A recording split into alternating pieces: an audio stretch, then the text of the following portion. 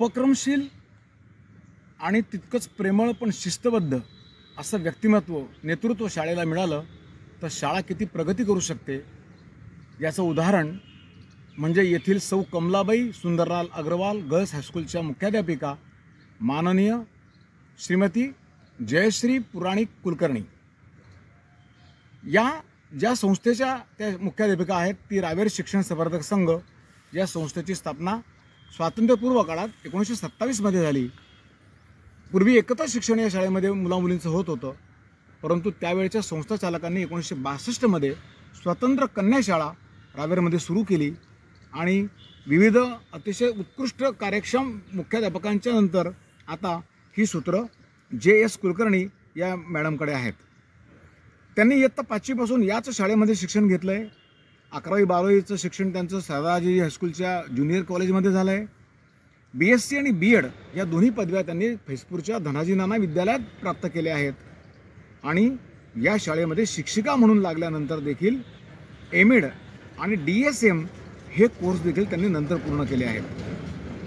कडक शिस्त, कार्यक्षम आणि कडक असं प्रशासन, पण तितक्याच प्रेमळ आणि उपक्रमशील अशा मुख्याध्यापिका असं व्यक्तिमत्व लाभलेल्या या कुलकर्णी मॅडम यांना त्यांच्या कामामुळे असंख्य पुरस्कार देखील मिळालेले आहेत।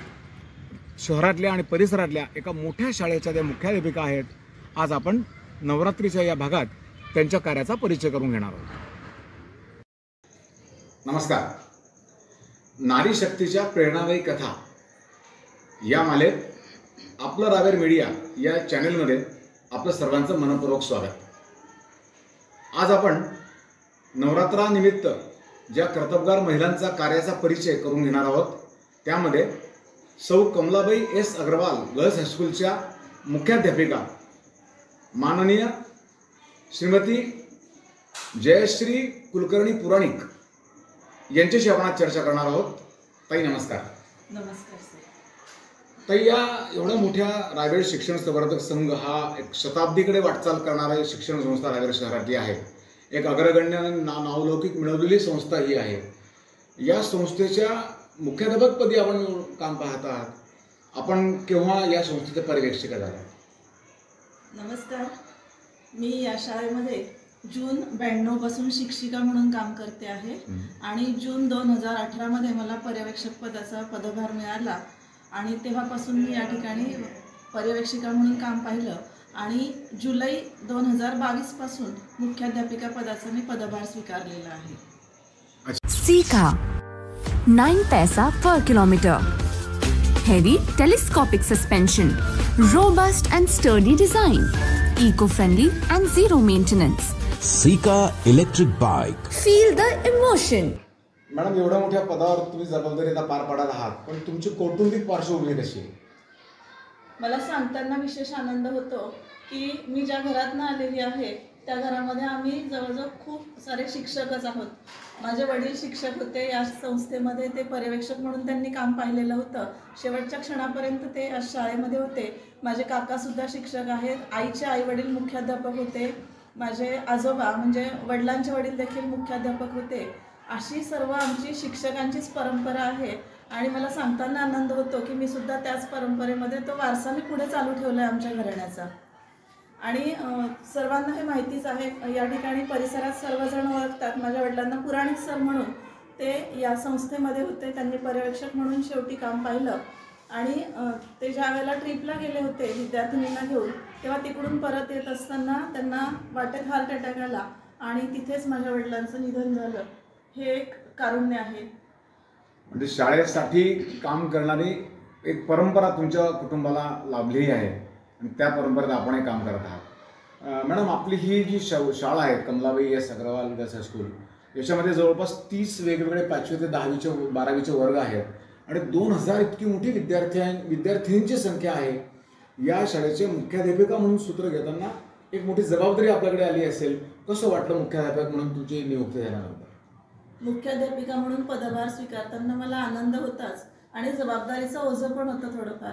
पण जसं घरामध्ये असतं की आपण नव्याने काहीतरी जबाबदारी घेतो पण आपल्या पाठीशी कोणीतरी असतंच, तसं या ठिकाणी सुद्धा झालं की मी मुख्याध्यापिका म्हणून पदभार स्वीकारला, पण माझ्या पाठीशी आमच्या संस्थेचे माननीय अध्यक्ष श्री प्रकाशजी मुजुमदार सर, उपाध्यक्ष आदरणीय अशोकदादा वाणी, तसंच चेअरमन साहेब डॉक्टर दत्तप्रसाद दलाल, सर्व संस्थाचालक आणि माझा सगळा स्टाफ हे सगळे माझ्या पाठीशी आहेत याची मला पूर्ण कल्पना होती.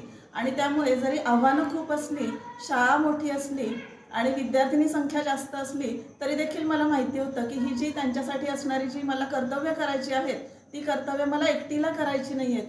हे टीमवर्क आहे आणि या टीमवर्कमध्ये मला या सगळ्यांची साथ आहे हे मला माहिती होतं. त्याच्यामुळे मी लीलया ती जबाबदारी स्वीकारली. रावेर नगर परिषद रावेर जाहीर आवाहन. आपल्या घरी आणि परिसरात स्वच्छता राखा. घरातील ओला व सुका कचरा वेगवेगळा करा. स्वच्छता पाळा, निरोगी राहा. तसेच सौर ऊर्जेचा वापर करा. होम कंपोस्टिंग करा. ई वाहन वापरा. रेन वॉटर हार्वेस्टिंग करा. वृक्ष लागवड करा. तसेच पर्यावरणपूरक उत्सव साजरे करा. असे आवाहन मुख्याधिकारी नगरपालिका रावेर यांनी केले आहे. स्वच्छता पाळा, निरोगी राहा. नाही ताई, संस्थेचा व्याप मोठा आहे, शाळेचा व्याप मोठा आहे हे आपण सांगितलं, पण नेमकी कोणती आव्हानं तुमच्या समोर होती ही शाळा व्यवस्थितपणे त्याचं प्रशासन बघत असताना? आव्हानं तर भरपूर आहेत, कारण आपण ज्या मार्गावर चालतो आहोत तो मार्ग ज्यांनी आखून दिलेला आहे ते माझ्या आधीचे मुख्याध्यापक मुख्याध्यापिका हे जे आहेत त्यांनी संस्थेची आणि शाळेची जी काही अशी वाटचाल केलेली आहे तर ते टिकवून ठेवणं, तो दर्जा टिकवून ठेवणं, अध्यापनाचा दर्जा टिकवून ठेवणं आणि विद्यार्थिनींची सुरक्षितता हा सुद्धा एक मुद्दा त्यामध्ये होता. आणि अशी अनेक आव्हानं होती. आणि सर एक सांगावंसं वाटतं की ज्या वेळेला मी मुख्याध्यापिका म्हणून पदभार घेतला तेव्हा तो करोना काळ होता. 2022 नुकताच करोना संपत होता, पण मी पर्यवेक्षिका झाले तेव्हा करोना सुरू झाला होता. त्याच्यामुळे त्याच्यासोबत येणारी जी आव्हानं होती ती सगळी आव्हानं मला पेलण्याची तेव्हा सवय झालेली होती. विद्यार्थिनींना एकत्र करणं, त्यांना सूचना देणं, त्यांच्या आरोग्याची काळजी काय आहे ते त्यांना समजावून सांगणं, पालकांपर्यंत त्या सगळ्या सूचना देणं, हे सगळं आमचं चालूच होतं. आणि शिवाय आधीच्या मुख्याध्यापकांनी जे काही कार्य केलेलं आहे ते कार्य तसंच चालू ठेवून अजून त्याच्यामध्ये भर घालणं हे एक मोठं आव्हान माझ्या पुढे होतं. पण हे सगळे आव्हानं पेलण्यासाठी माझ्या मागे संस्था खंबीरपणे उभी आहे आणि आमचा स्टाफ देखील खंबीरपणे माझ्यासोबत आहे. आणि मी कुठलंही काम किंवा कुठलीही जबाबदारी घेतली तर माझा स्टाफ लीलया मला मदत करत असतो आणि ती मोठमोठी आव्हानं आम्ही अतिशय चांगल्या प्रकारे पार पाडत असतो. रावेर शहरात सोने आणि चांदीचे दागिने मिळण्याचे विश्वासार्ह ठिकाण म्हणजे जळगावकरांचे श्री मयूर ज्वेलर्स. जळगावकरांचे श्री मयूर ज्वेलर्स नवीन सोन्या चांदीची खरेदी, सोन्या चांदीचे तयार दागिने आणि विविध प्रकारच्या आकर्षक डिझाईनमध्ये सोन्या चांदीचे दागिने पुन्हा नव्याने तयार करण्यासाठी अवश्य भेट द्या. सराफ बाजार, डॉक्टर हेडगेवार चौक, रावेर. प्रोप्रायटर मयूर सोनार. शाळा म्हटलं की वर्गांमधून होणारं अध्ययन आणि विविध आपण त्याला अध्ययन अनुभव म्हणून विद्यार्थ्यांना देणं हे तर सगळ्या शाळात करत असतात, परंतु आपली शाळा एक नावलौकिक मिळवलेली शाळा या परिसरातली आहे. मग इतर शाळांपेक्षा असं वेगळं काय उपक्रम आपण राबवतो, नेमकं काय तुम्ही करता या शाळेत? मी वेगळे उपक्रम जे राबवते आहे त्याच्या आधी पण आपण हे लक्षात घेतलं पाहिजे की जे संस्था चालक आहेत पूर्वीपासूनचे ते अतिशय द्रष्टे आहेत की त्यांनी 1962 मध्येच मुलींसाठी स्वतंत्र शाळा सुरू केली होती आणि त्यावेळेला देखील गरज होती मुलींच्या स्वतंत्र शाळेची. आणि आजची सामाजिक परिस्थिती पाहता आपल्या लक्षात येईल की आज सुद्धा मुलींच्या स्वतंत्र शाळेची अतिशय गरज आहे. आणि अशा या म्हणजे मी त्यांना विद्यार्थिनी म्हणत नाही किंवा मुली पण म्हणत नाही, मी त्यांच्याशी बोलत असताना नेहमी त्यांना चिमण्या म्हणते, माझ्या लाडक्या चिमण्यांना. तर या माझ्या लाडक्या चिमण्यांसाठी आम्ही अनेक उपक्रम राबवत असतो आणि या चिमण्या याच घरट्याकडे का झेपावत येतात त्याची पण अनेक कारणं आहेत. त्याच्यातलं महत्त्वाचं कारण असं की आम्ही त्यांची खूप काळजी घेतो विद्यार्थिनींची. जसं आपण आपल्या मुलीची काळजी घेतो त्याच्यापेक्षा काकणभर जास्तच आम्ही ह्या चिमण्यांची काळजी घेत असतो.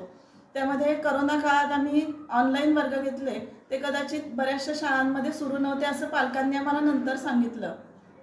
त्यामुळे अध्यापनामध्ये सातत्य राहिलं. आमच्या चिमण्या या अध्ययनापासून तुटल्या नाहीत, तर त्यामध्ये सततच राहिल्या अभ्यासामध्ये आणि सातत्य त्याच्यामध्ये राहिलं. त्यानंतर आमच्या शाळेमध्ये एखादा कुठलाही कार्यक्रम असो तर आम्ही विद्यार्थिनींना तेवढी सवलत देतो की तुम्ही पाहिजे तसा मेकअप करून या किंवा तुम्हाला पाहिजे तसे कपडे परिधान करा चांगल्या प्रकारचे.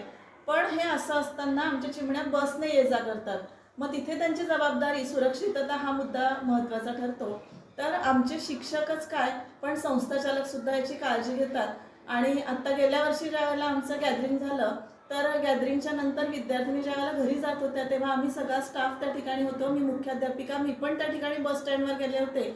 आणि विशेष मला उल्लेख करावासा वाटतो की आदरणीय संस्थाचालक श्री विकासदादा देशमुख हे सुद्धा आमच्यासोबत बस स्टँडवर आले होते. आणि जोपर्यंत सगळ्या विद्यार्थिनींना बस मिळत नाही तोपर्यंत आम्ही तिथेच थांबलो. ज्या गावांना बसेस जाणार नव्हत्या तिथे त्या आगार चालकांना आम्ही सांगितलं की या गावासाठी तुम्ही बस पाठवा आणि त्यांनी देखील आम्हाला सहकार्य केलं आणि त्या मुली सुरक्षितपणे घरी पोहोचल्या. तर मुलींची सुरक्षितता हा एक महत्त्वाचा मुद्दा आहे आणि त्याचमुळे पालक आणि आमच्या विद्यार्थिनी शाळेकडे आकृष्ट होतात. अच्छा, आणखी कोणता मुद्दा पुढचा तुम्हाला सांगता येईल?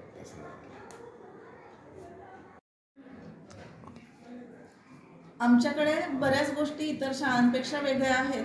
त्याच्यामध्ये मी प्रकर्षाने याचा उल्लेख करीन की आमच्याकडे असणारं जे लॅब आहे, सायन्स लॅब, ती अतिशय सुसज्ज अशी आहे आणि त्या प्रयोगशाळेचा वापर विद्यार्थिनी करतात, शिक्षक करतात आणि विद्यार्थिनी स्वतः देखील छोटे छोटे प्रयोग करून पाहतात. त्याच्यामुळे त्यांचा आत्मविश्वास दुणावतो आणि विद्यार्थिनी चांगल्या प्रकारे अभ्यासाकडे लक्ष देऊ शकतात.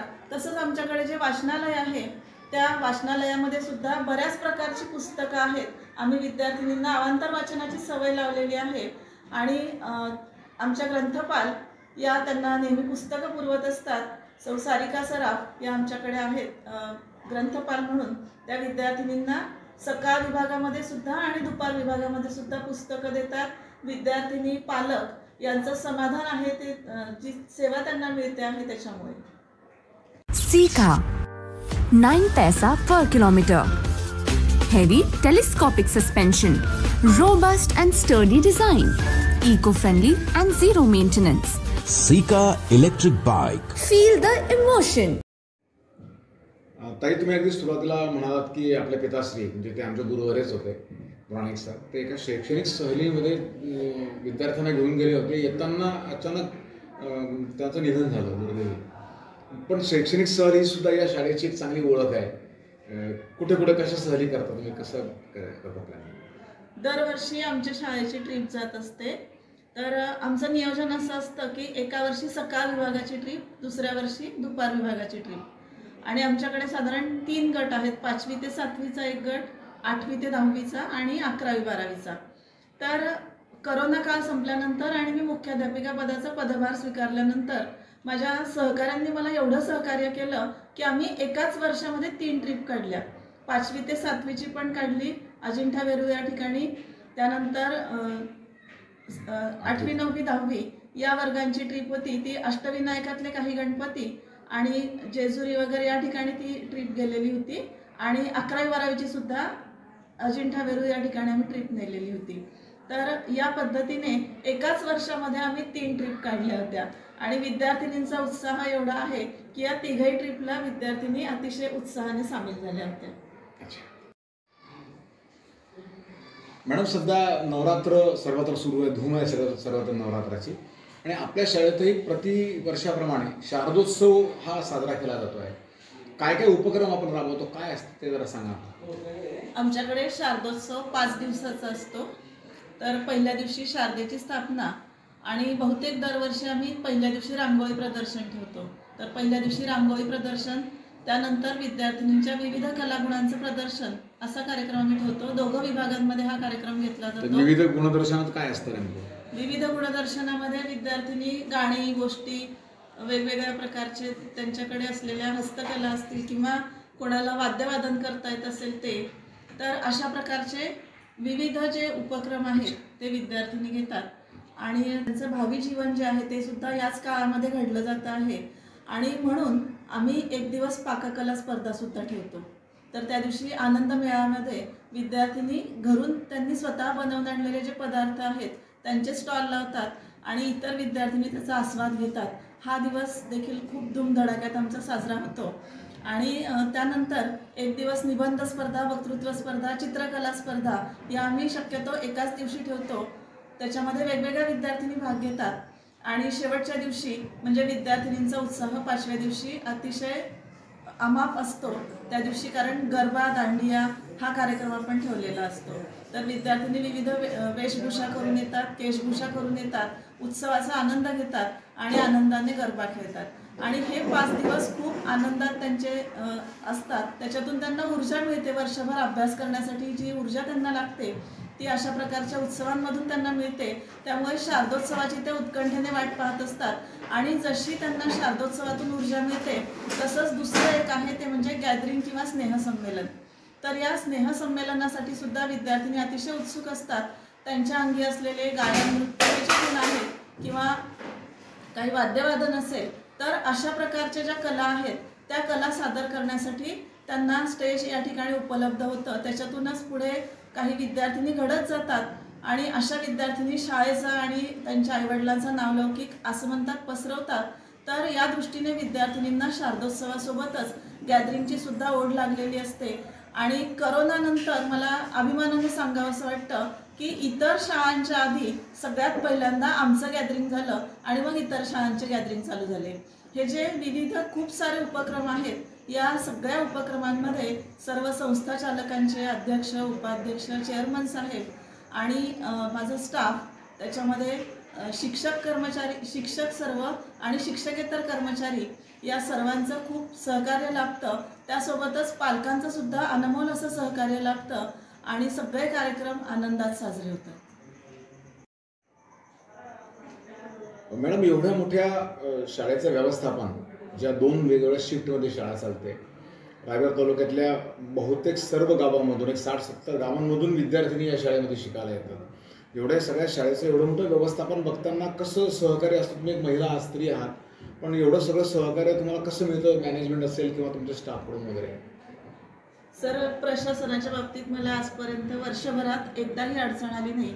कारण सर्व व्यवस्थापक मंडळ, तसंच आमचे उपमुख्याध्यापक आदरणीय श्री जयेश कुलकर्णी सर, पर्यवेक्षक आदरणीय आर.एल. तायडे सर, ज्येष्ठ शिक्षक Katyarmal sir, Kulkarni madam, Paspole madam, S N. Mahajan sir, तसंच सर्व जे ज्येष्ठ शिक्षक आहेत ते आणि सर्वच माझा स्टाफ. आणि याच्यासोबतच मी अतिशय आनंदाने आणि अभिमानाने उल्लेख करेल की फक्त आमचीच शाळा नाही तर आमची जी बंधुशाळा आहे त्या बंधुशाळेचे मुख्याध्यापक आदरणीय श्री शिरीष वाणी सर, तिकडचे उपप्राचार्य आदरणीय आर.आर. पाटील सर, सर्व त्या ठिकाणचे पदाधिकारी आणि त्यांचा स्टाफ देखील, यांचं सगळ्यांचं मला सहकार्य लाभतं. कारण 10वीच्या परीक्षेच्या वेळेला मला त्याही स्टाफचं सहकार्य घ्यावं लागतं. इतर शाळांचं सुद्धा मला सहकार्य असतं आणि त्यामुळे प्रशासन चालवत असताना मला कुठल्याही प्रकारची अडचण येत नाही. रावेर शहरात सोने आणि चांदीचे दागिने मिळण्याचे विश्वासार्ह ठिकाण म्हणजे जळगावकरांचे श्री मयूर ज्वेलर्स. जळगावकरांचे श्री मयूर ज्वेलर्स नवीन सोन्या चांदीची खरेदी, सोन्या चांदीचे तयार दागिने आणि विविध प्रकारच्या आकर्षक डिझाईनमध्ये सोन्या चांदीचे दागिने पुन्हा नव्याने तयार करण्यासाठी अवश्य भेट द्या. सराफ बाजार, डॉक्टर हेडगेवार चौक, रावेर. प्रोप्रायटर मयूर सोनार. मॅडम, आपली शाळा संख्येने पण मोठी आहे, व्याप मोठा आहे, आपल्या ज्या विविध ॲक्टिव्हिटी चालतात त्या खूप मोठ्या प्रमाणात आहेत. पण एवढं हे सगळं बघत असताना तुम्हाला कोणाकोणाचं सहकार्य मिळतं आणि कसं मिळतं? तुम्ही महिला मुख्याध्यापिका आहात म्हणून मला विशेषतः विचारायचं आहे. मी जरी महिला मुख्याध्यापिका असले तरी देखील जसं घरामध्ये आपल्याला मोठ्या भावाचं सहकार्य लाभतं त्याच पद्धतीने सर्व व्यवस्थापक मंडळ आणि आमचे उपमुख्याध्यापक आदरणीय श्री जयेश कुलकर्णी सर, पर्यवेक्षक आदरणीय आर.एल. तायडे सर, सर्व ज्येष्ठ शिक्षक, त्यामध्ये मी आदराने उल्लेख करीन P J. Kulkarni madam, Y G. Katyarmal sir, Paspole madam, S N. Mahajan sir, Nimbavarkar sir, या सर्वांचा मी आदराने उल्लेख करेन की यांचं सर्वांचं सहकार्य मला असतं आणि त्यासोबतच सर अजून मला एक अभिमानाने सांगावंसं वाटतं की फक्त माझ्या शाळेचंच नाही तर आमची जी बंधू शाळा आहे सरदारजीजी हायस्कूल तिकडचे मुख्याध्यापक आदरणीय शिरीष वाणी सर, उपप्राचार्य RR पाटील सर आणि त्या ठिकाणचे सगळे पदाधिकारी यांचं सर्वांचं सहकार्य मला लाभतं. त्याच्यासोबतच तिकडचा जो स्टाफ आहे तो देखील मी केव्हाही हाक मारली तरी माझ्या मदतीसाठी सदैव तयार असतो. कारण 10वी-12वीच्या परीक्षांच्या वेळेला आम्हाला दोघं स्टाफचं सहकार्य घ्यावं लागतं आणि दोघंही स्टाफ एकमेकांना अतिशय छान असं सहकार्य करतात आणि प्रशासन चालवताना मला फारशा अडचणी येत नाही. याशिवाय प्राध्यापक SR Rane sir, Pankaj Patil sir तसंच शिक्षकेतर कर्मचाऱ्यांमध्ये आदराने मी उल्लेख करीन सुधीर भाऊसाहेब तसंच मोहन भाऊ आणि आमचे शिक्षकेतर कर्मचारी संजू भाऊ, विनोद भाऊ आणि सर्वच जे शिक्षकेतर कर्मचारी आहेत, शिक्षक वृंद आहेत, या सर्वांचं मला खूप सहकार्य लागतं. मॅडम, सध्या नवरात्र सुरू आहे आणि आपण एक मोठ्या खूप चांगल्या उपक्रमशील शाळेचे आपण मुख्याध्यापिका आहात. या निमित्ताने आपण आपल्या सगळ्या श्रोत्यांना, आपल्या सगळ्या विद्यार्थिनींना काय आपण संदेश या निमित्ताने देऊ शकाल? मी सगळ्या श्रोत्यांना आणि माझ्या लाडक्या चिमण्यांना संदेश असा देऊ शकते की चिमण्यांनो, तुम्हाला ज्या कामासाठी या ठिकाणी शाळेत तुमच्या पालकांनी पाठवलेलं आहे ते आपलं अध्ययनाचं काम व्यवस्थित करा, अभ्यासाकडे नीट लक्ष द्या आणि वारंवार मी तुम्हाला प्रत्येक कार्यक्रमात ज्या वेळेला तुमच्याशी बोलत असते तेव्हा तुम्हाला सांगते की आपल्या हातून कुठलंही चांगलं काम होऊ द्या किंवा वाईट काम होऊ द्या, समाज तुम्हाला 2 प्रश्न प्रामुख्याने विचारतो. त्यामध्ये पहिला प्रश्न असतो की मुलगी कोणाची आहे आणि दुसरा प्रश्न असतो कोणत्या शाळेत शिकली आहे. तर वाईट मार्गाने न जाताना चांगल्या मार्गाने जा, चांगली कामं करा आणि हे जे 2 प्रश्न समाज आपल्याला विचारतो त्याचं अभिमानाने उत्तर द्या की आम्ही कमलाबाई हायस्कूलच्या विद्यार्थिनी आहोत आणि तुमच्या आईवडिलांचं नाव देखील सांगा आणि आईवडिलांनाही अभिमान वाटेल असंच नेहमी वागा. चिमण्यांना मी तुम्हाला अजून एक सांगू शकते की आपल्या शाळेची उज्ज्वल अशी परंपरा आहे. अनेक चांगल्या विद्यार्थिनी वेगवेगळे पदं भूषवत आहेत आणि त्या देखील आदराने आपल्या शाळेचा उल्लेख करतात. त्यामध्ये मी प्रामुख्याने उल्लेख करीन गीता चावरे या पुण्याला यांनी कलेक्टर म्हणून काम पाहिलेलं आहे. तसंच आता सध्या दीपाली पाटील या आपल्या रावेरला API आहेत. तर ही जी परंपरा आहे आपल्या शाळेची विद्यार्थिनींची, तर चिमण्यांना तुम्ही देखील ही परंपरा पुढे चालू ठेवा. आणि पालक भगिनींना मला हे सांगायचं आहे की आम्ही शाळेमध्ये विद्यार्थिनींची स्वतःच्या मुलींपेक्षा जास्त काळजी घेतो. तर आम्ही जे काही काम सुरू केलेलं आहे किंवा आम्ही ज्या ठिकाणी त्या विद्यार्थिनींना त्यांच्या हातून काही चुकीचं होत असेल तर थांबवतो, तिथे आम्हाला पालकांचा सहभाग अपेक्षित आहे की त्यांनी सुद्धा आम्हाला सहकार्य करावं, आमच्यासोबत त्यांनी यावं. आणि महिलांना अजून एक तुम्हाला सांगावंसं वाटतं की विद्यार्थिनींच्या शिक्षणाकडे लक्ष द्या.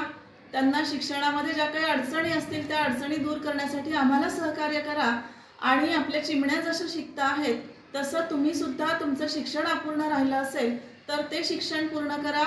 त्यासाठी आता यशवंतराव चव्हाण मुक्त विद्यापीठासारख्या काही संस्था आहेत, विद्यापीठं आहेत, त्यांचा तुम्ही फायदा घेऊ शकतात आणि आपल्या ज्ञानामध्ये आपण भर घालू शकतो, स्वतःचं व्यक्तिमत्व आपण संपन्न करू शकतो.